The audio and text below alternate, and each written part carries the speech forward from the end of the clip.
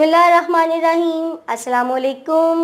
ہم پڑھ رہے ہیں مطالعہ پاکستان جماعت ناہم کی کتاب کا باب نمبر 2 تحریک پاکستان اور قیام پاکستان۔ آج اس سلسلے میں جو ہمارا لیکچر ہے وہ ہے لیکچر نمبر 7 قرارداد لاہور 1940۔ یہ ہے ہمارے آج کے لیکچر کا پہلا عنوان۔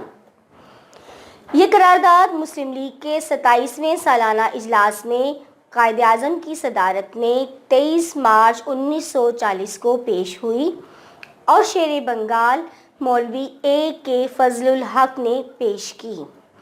قائد اعظم نے اپنی صدارتی تقریر میں مسلمانوں کے سیاسی مسائل اور 2 قومی نظریے پہ تفصیلاً روشنی ڈالی۔ اب ہم بات کرتے ہیں اس قرارداد کے متن کی۔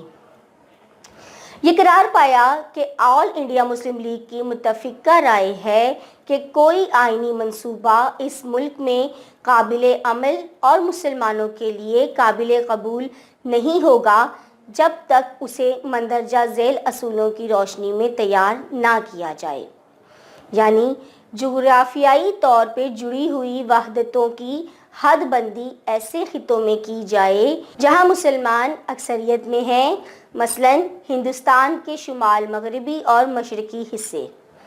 ان کی تشکیل اس طرح آزاد ریاستوں کی شکل میں کی جائے کہ اس میں شامل ہونے والی وحدتیں خود مختار ہوں اور انہیں مکمل اقتدار حاصل ہو۔ وحدتیں یعنی کہ وہ صوبے یا وہ ریاستیں جو خود مختار ہوتی ہیں۔ اس کے علاوہ ان وحدتوں اور خطوں میں اقلیتوں کے حقوق کا بھی خیال رکھا جائے اور وہ علاقے جہاں مسلمان اقلیت میں ہوں وہاں بھی ان کے حقوق اور مفادات کا مناسب تحفظ کیا جائے۔ اقلیت ہم اس کو کہتے ہیں جہاں پہ جس مذہب کے ماننے والے کسی اور مذہب کے ماننے والوں سے تعداد میں کم ہوں، ٹھیک ہے نا۔ اب گاندھی اور ہندوؤں نے اس قرارداد کی مخالفت کی کیونکہ ہندوؤں کا شروع سے یہ مزاج رہا ہے کہ جہاں انہیں نظر آئے کہ مسلمان کامیابی حاصل کر سکتے ہیں یا انہیں کوئی سیاسی فائدہ پہنچ سکتا ہے تو فوری طور پہ ان کی مخالفت شروع کر دیتے ہیں۔ برطانوی پریس نے اس قرارداد کو جناح کا پاکستان قرار دے دیا۔ اس قرارداد کے صرف 7 سال کے بعد مسلمانان بر صغیر نے اپنی جدوجہد کے نتیجے میں پاکستان بنا لیا۔ قرارداد پاکستان کے بعد ہم بات کرتے ہیں کرپس مشن 1942 کی۔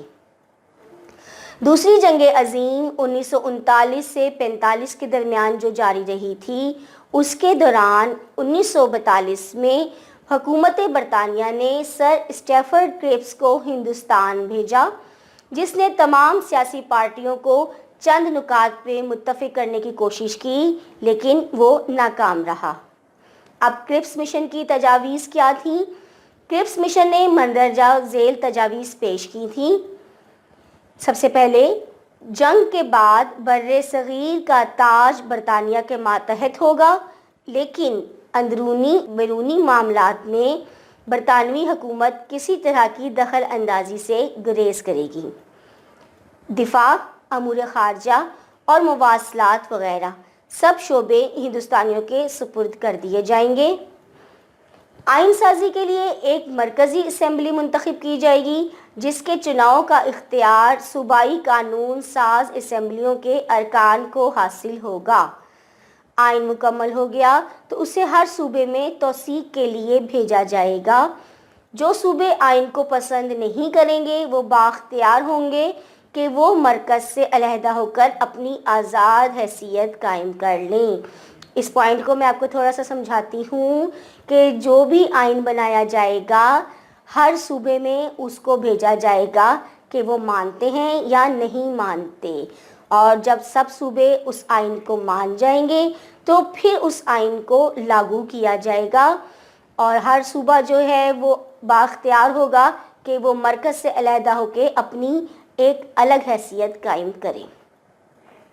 اگلا پوائنٹ تھا اقلیتوں کے حقوق کے تحفظ کے لیے مناسب اقدامات کیے جائیں گے۔ لیکن سر اسٹیفرڈ کرپس کی یہ تجاویز مسلم لیگ اور کانگریس کے علاوہ دوسری سیاسی جماعتوں نے بھی مسترد کر دی. انہوں نے اس کو منع کر دیا کہ یہ تجاویز ان کے لیے قابل قبول نہیں ہیں، اور مسلمان اپنے مطالبے پہ ڈٹے رہے، اور ان کا مطالبہ صرف ایک علیحدہ مملکت کا حصول ہی رہا جسے کانگریس ماننے کے لیے تیار نہیں تھی، اور اس کی وجہ سے مسلمانوں کو اپنی جدوجہد بہت تیز کرنی پڑی. 1945 میں دیول پلان پیش ہوا جس کے خلاف قائد اعظم چٹان بن گئے. قائد اعظم نے مسلم لیگ کو مسلمانوں کی واحد نمائندہ جماعت ثابت کرنے کی کوشش کی جسے کانگریس نے ماننے سے انکار کر دیا. تو یہ تو تھا ہمارا آج کا لیکچر. امید ہے آپ کو سمجھ آ گیا ہوگا. انشاءاللہ تعالی اگلے لیکچر میں ہم آپ سے اگلے عنوانات کی بات کریں گے. اس وقت تک کے لیے اللہ حافظ.